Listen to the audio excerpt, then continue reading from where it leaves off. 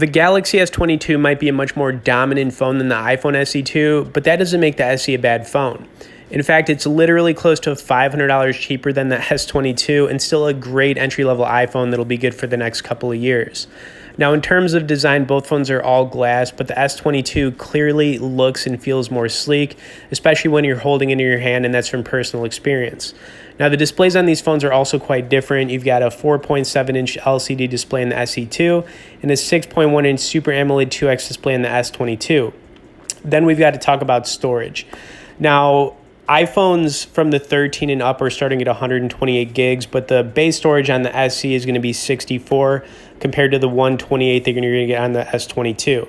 Of course, battery life is also going to be significantly better on the S22. However, the SE still lasts throughout a whole day before needing a recharge, and that's from, actual use.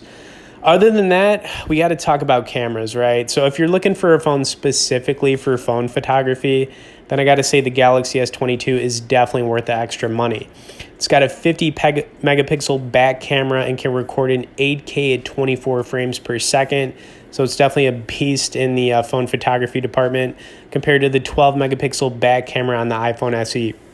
Now, the SE doesn't have a back camera, just kind of showing you an example here, but clearly, like I said, phone photography-wise, the S22 is just where it's at. Now, as I'm getting more into this comparison, if you guys want to learn more about either of these phones, I will throw some resource links in the description. Next up, I want to go over the video and sound quality, so I'm going to let a 1-minute clip play. Let's check it out.